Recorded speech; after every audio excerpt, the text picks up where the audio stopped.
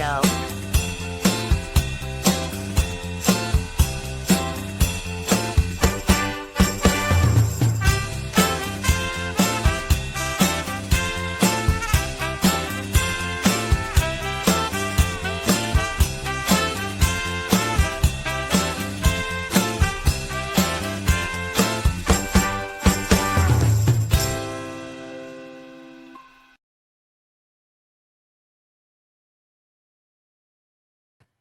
Welcome to the Bobby O Show. My name is Bob O. Potster. I'm an attorney in Danbury, Connecticut, and I have what I will think is, and I hope you will agree with me, a very interesting show today with a very interesting gentleman. Before I get to my guest, I want to remind us all that June 14th is Flag Day, and Flag Day is a very important day in our country.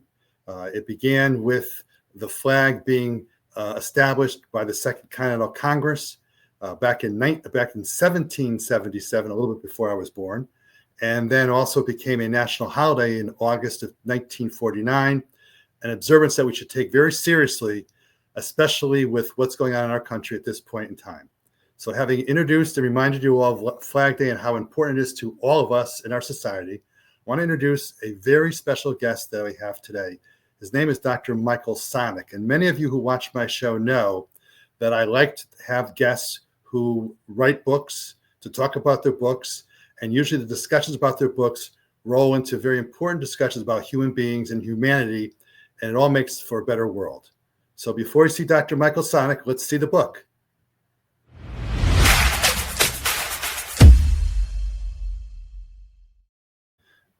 Dr. Sonick, welcome aboard. How are you, sir? Thanks for having me, Bobby. I'm happy to be here, and I've been looking forward to this for some time. Thank you very much. And in all transparency, I must say to you that Dr. Sonick is my periodontist. And I've gotten to know him not just as a patient, but as a human being, as a friend, and that's part of his theme. So Dr. Sonick, please tell us a little bit about yourself. I'm a periodontist in downtown Fairfield, and I grew up in Bridgeport, not far from where I practice, and grew up in a working class home. And opened up my practice after going through, college and dental school and residency programs, and about 200 yards from my high school. So I'm right in the community. It's a little weird because I walk around and I still feel like I'm like 16 years old, still going to Roger Level High School, but here I am downtown, and I feel very fortunate. I like where I live. I live in Fairfield, live down by the beach, and I get to walk to work. It's 9/10 of a mile, although I very rarely walk. I drive there usually.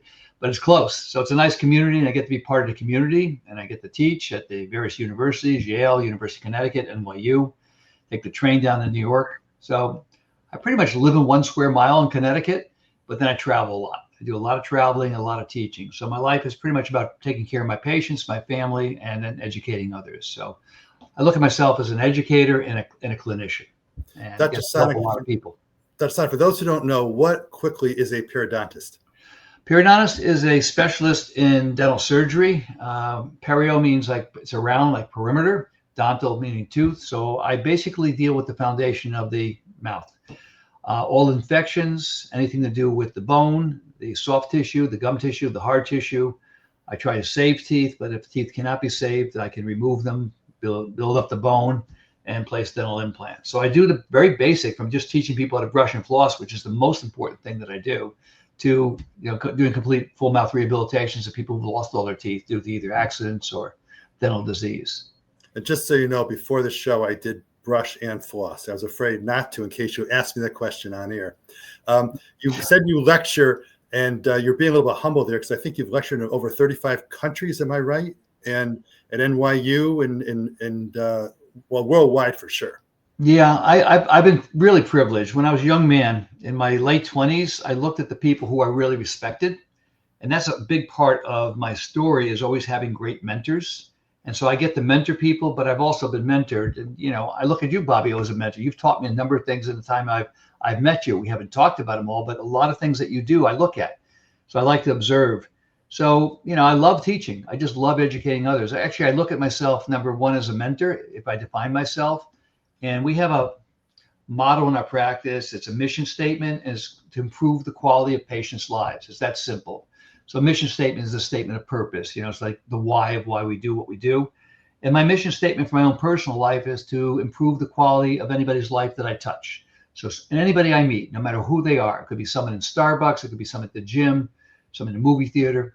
It's like, what can I do to help?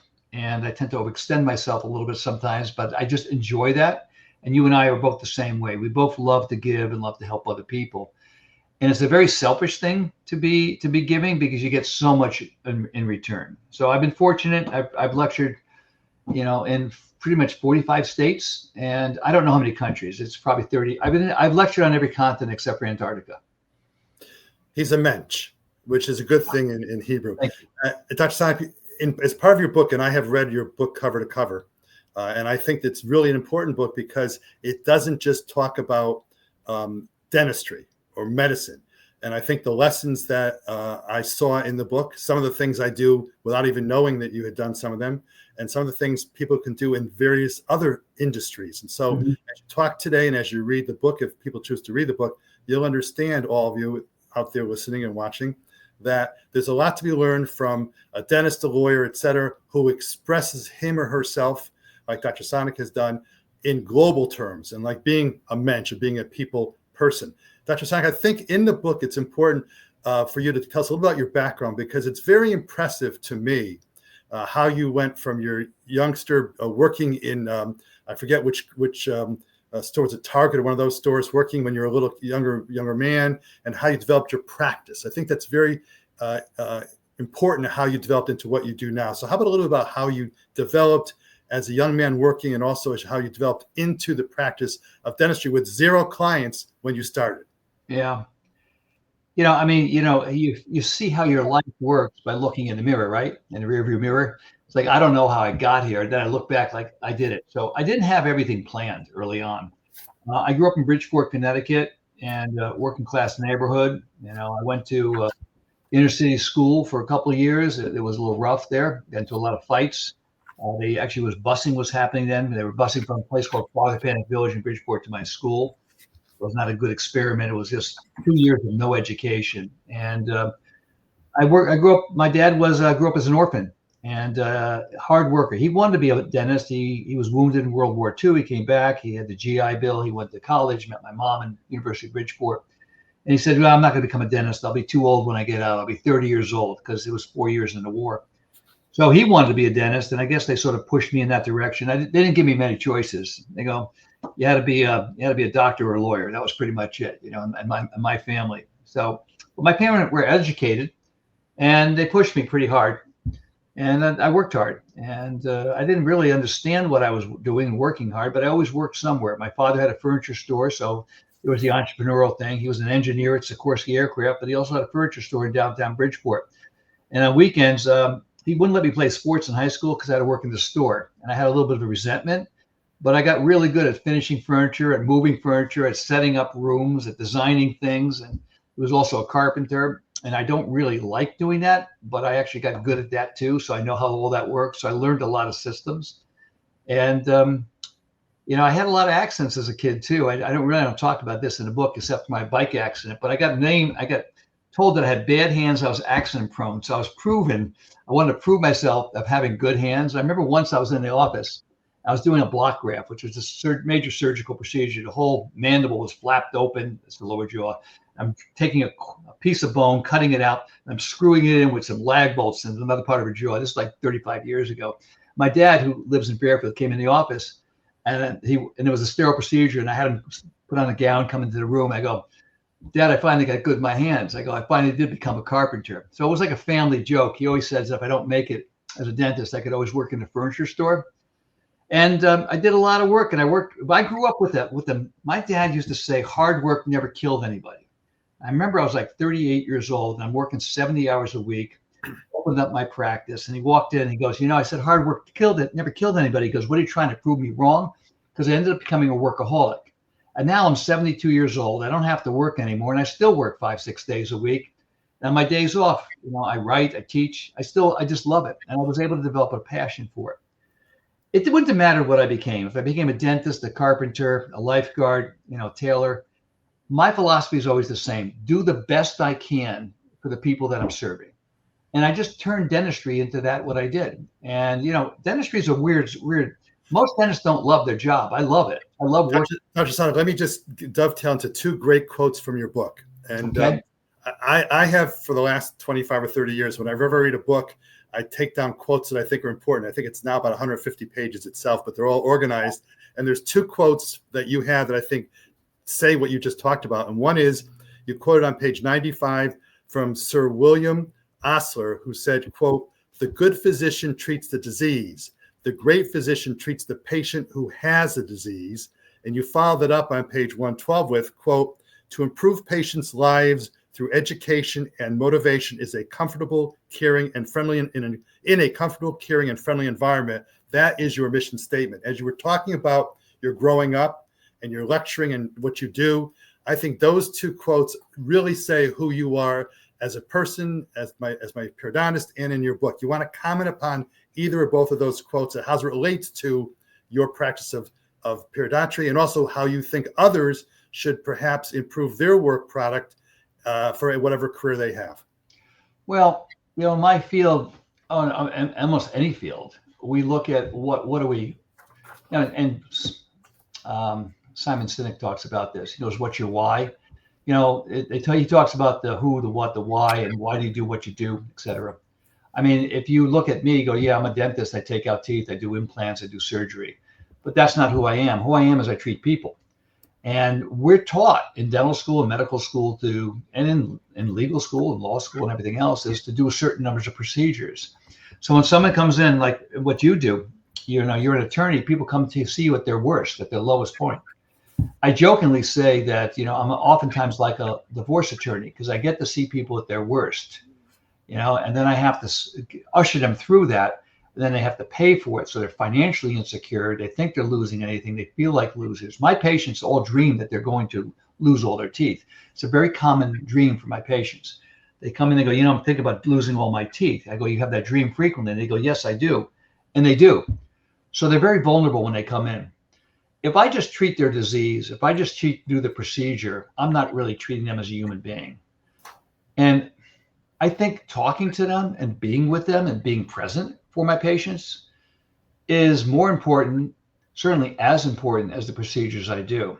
Because a lot of people have procedures and they still end up losing their teeth. A lot of people go to attorneys. I have a friend going through a divorce right now, and he's been going through it for 2 years, and they're just not getting to a solution. There's a solution that doesn't take 2 years. I know that.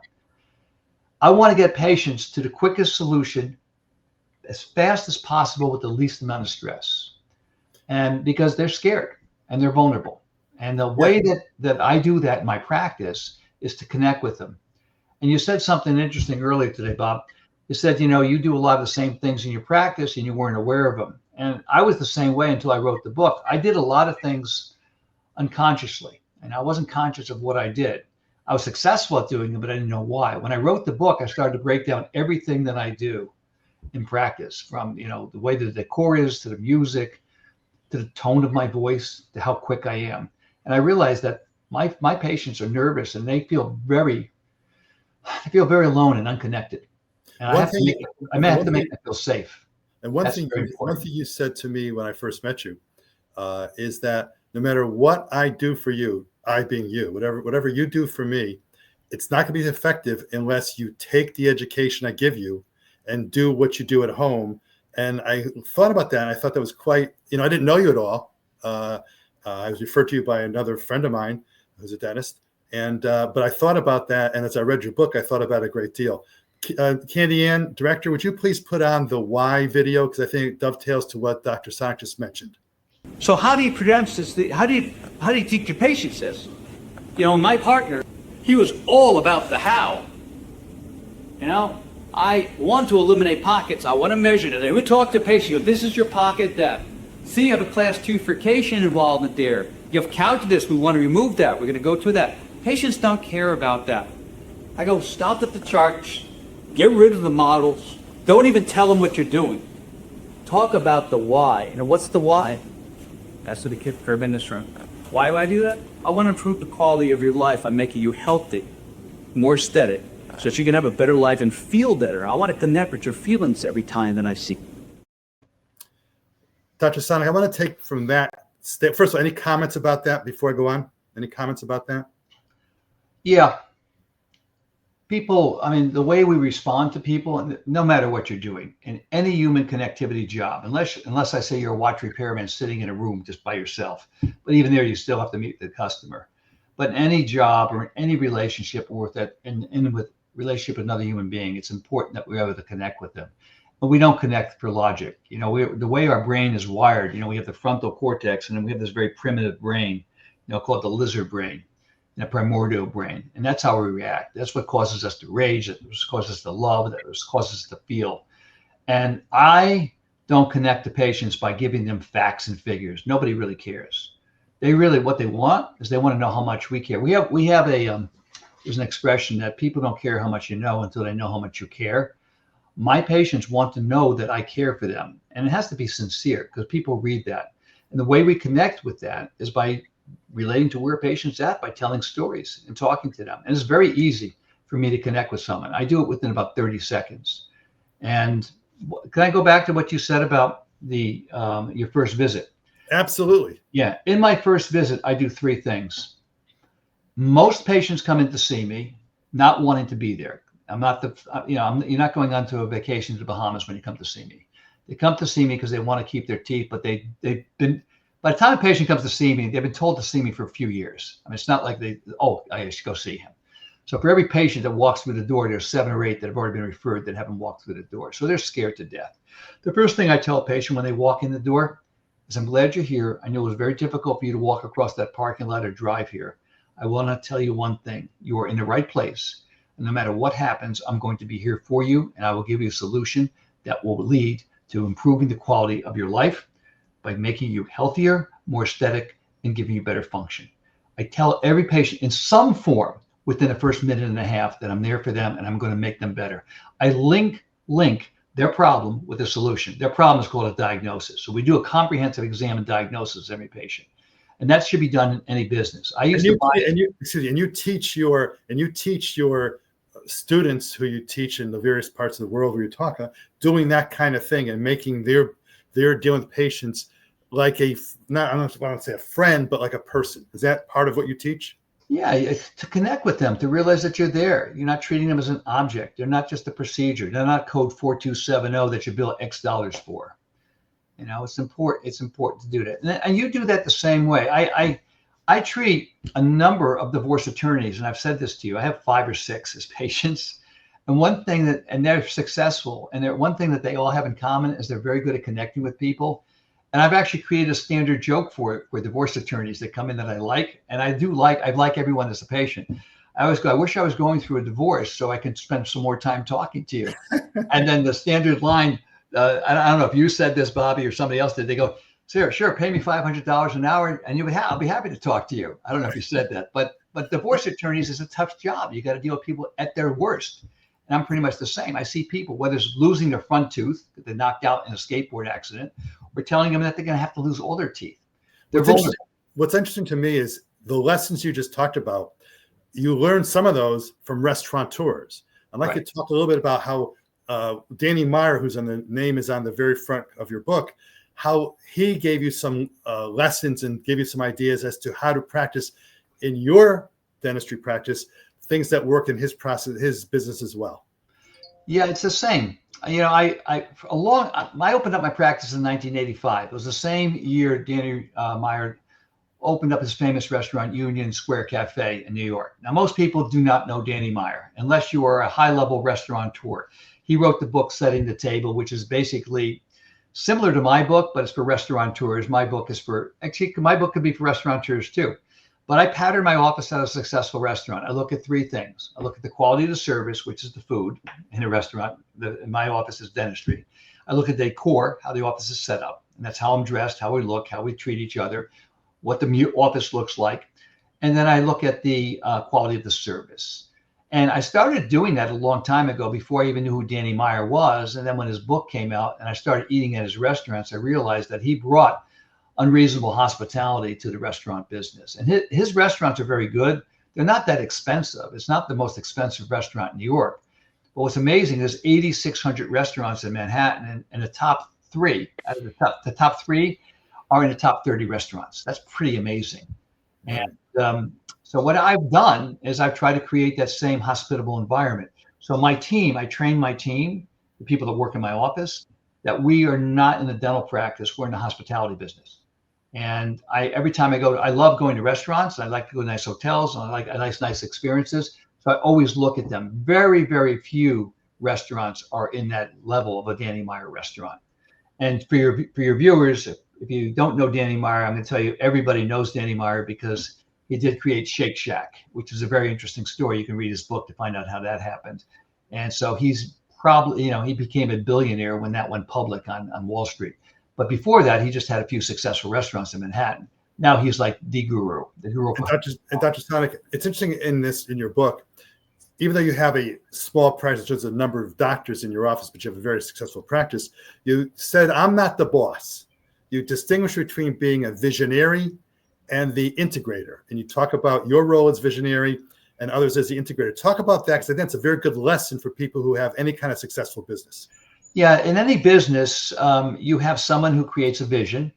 Actually, if it's a business of one person, you have to do everything. So when I opened up my office, it was myself, and then I hired one employee. So there's 2 employees. So I did everything. I built the practice. I opened up a practice in 1985 with no patients. I was the 6th periodontist in a town of 65,000. Everyone told me I was silly to do it. But I had a vision that's what I wanted to do, and I wanted to create the kind of practice that I have today. That was my vision. It's actually much more successful than I ever thought it was going to be. And that became a surprise. And what there are in a business, and this is not my own, this is somebody who wrote, it's called a system called Entrepreneurial Operating Systems. And the guy's name is, forget his name right now, but he wrote a book called Bulletproof. And in the system, there's a visionary, and that's just someone who creates the vision. Like in McDonald's, it was Ray Kroc, and he was the visionary that created it. But behind the scenes, there was somebody else that put all the systems in place. So my role in the practice, now I do the surgery, I see patients, but I also create the vision and the big relationships. Nobody else in my office is going to be talking to you about what we do in the practice. They don't want to have that role. So I constantly push that out. But there's a whole team behind me that does everything. Right now, Jose is sitting across me behind the camera, and he makes me look good on the camera. He set up the lighting and did all these things and made sure there are no wrinkles in my shirt, and that this looks okay. He does all those things and create the background. All those things were done not by me, by somebody else. So as a visionary, you have to sort of create the vision, but you need a team to support yourself, and it works both ways. Just like, and I like to talk about Tom Brady a lot, because everyone talks about how great he is, but he would never win a Super Bowl if his left tackle didn't protect him.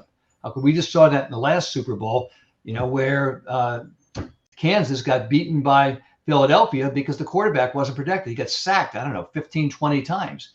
It wasn't because he's a bad quarterback, because his team didn't protect him. So it's important that the whole team is on the same page. And one of the things, Bobby, if you come to my office, which you've seen, you can't tell who's who. We're all wearing the same jade uniform. We all wear white sneakers. We have name tags with our name, but it doesn't say what job we have. So you don't know if someone is an administrator, if it's a hygienist, it's an assistant, it's IT. And I think that's important, that we work together as a team. And I try to build everybody up in my practice every day. I try to. And Dr. Sonick, I want to dovetail from that. And by the way, sure. According to your I'm book, talking too much, Bobby. Just stop me, okay? I'm like a wind-up tool. Well, I live in your office, and you have something in my mouth, and I can't talk, and you ask me questions, and I can't say a word. Oh, I don't do that. No, I never do that. I'm teasing you. I want to dovetail into the concept of unsung heroes, and in your book, you mentioned several of your staff people who have been involved, and people have said to me over my career, what makes you a successful lawyer? I always say it's my legal assistant or legal assistants. Yeah. And I've been blessed by having very many, about a handful. I've had about 5 over the course of my career. They've stayed a long time. And without my legal assistants to deal with different issues and do the things that they do better than I do, I couldn't be effective. And in your unsung heroes, you mentioned stories about Karen, who I know is still there, and Taylor. And both of those people, I met the very first sessions with you, and how you have people who are so cooperative and so friendly, because you're right. No one wants to go to a dentist office. No one wants to go to a divorce lawyer's office. But the way you set up your atmosphere, your hospitality is critical. So mention a little bit more about the staff that you have in terms of cultivating a hospitable environment. And by the way, we have 4 minutes left in this show. We'll probably have a second show down the road. Okay, thank you. Yeah, it all starts with creating a vision. What kind of practice do you want? What kind of business do you want? What are you creating? Whether it's a family, if it's a business, whether it's a sports team, there's some sort of a leader there. And I've always wanted to have a very hospitable practice. And so when I hire, we have 5 core values, and one of our core values is being servant-hearted. And so I only hire servant-hearted people. We have a test that we do for that. And when people are in the practice, they get complimented when they're being servant-hearted. You mentioned Karen and Taylor. This week alone, I mean, you said something very nice about Karen earlier in the week to me personally. I've gotten 2 emails to the practice thanking Karen for going above and beyond. She's amazing at what she does. Taylor gets the cakes for everybody in the office. Taylor's role, she's an administrator, but she has another role. She's chief of hospitality. Her job is to give good hospitable experiences to the people that we serve, our patients, but more importantly to our team. So she's there making sure everybody's recognized with the 1-year anniversary, with the 2-year anniversary, making sure that they are acknowledged for anything that they do. She'll send out an email if they get a compliment so everybody knows it. So it sort of builds on itself. And it's sort of like, why do you have a good life? You're lucky you have a good life. Well, you try to make everybody else's life good around you. And it comes back to us in spades. We never had a recession in our practice. We're always busy, no matter what the economy is doing, because after COVID, people flocked to our office because our office was the cleanest office that they'd been in. And we made a big deal out of it. We did a podcast during COVID for all of our patients and all of our doctors, making them feel good. We didn't know anything that was going on, but we wanted to make them feel safe, just like we want to make our patients feel safe. Dr. Sonick, we have only 2 minutes left. I'd like you to take 1 minute, more or less, to tell us if there's any 1 or 2 points from your book we haven't raised so far that you think is important for people in any particular business to keep in mind to be successful. Do you want to point a couple of those out briefly? Yeah, be nice to people. It's that simple. I mean, I'm a simplifier. I want to make things as simple as possible. If I am nice and considerate and I am there for somebody else, seek first to understand this, as Covey talks about, then to be understood. Understand where our patients are coming from. And most doctors, most providers have their own agenda, and they don't realize that agenda might be congruent with what my patients or my clients or my customers' agenda. It doesn't matter. Customer, client, patient, it's the same thing. It's those we serve. We're in the service business. In the service business, it's not to serve ourselves. Like this, whenever I give a lecture, it's not to show off how great a surgeon I am. It's to be able to show somebody some of the pearls that I do so that they can become a better surgeon, so I can pay it forward. So I think that's the most important thing. It's a very simple lesson. One of my residents this week, I have 2 of them that are graduating, and one of my residents is going up to Alaska, and she said to me, she goes, I go, what do you want me to talk about tonight? She goes, I want to talk about practice management. And I laughed. I go, what part? And I knew she struggled with certain things because it's a big topic. Dr. Sonick, I hate to cut you off, but we have to go now. I just want to say, folks, I hope you understand that I brought Dr. Sonick on, not because he's an excellent periodontist, which he is, but because there's an attitude and atmosphere in his office that we all as business people, whether you have a small deli shop somewhere or Danny Myers' Shake Shack, whatever, you got to start with humanity. Humanity is what it's all about. And perhaps you and I, Dr. Sonick, could talk to our government in D.C. to say humanity is the key. This has been the Bobby O on the Bobby O Show. And thank you so very much, Dr. Sonick. It's been a pleasure seeing you in this domain. Thank you very much, Bobby. It's been my pleasure as well.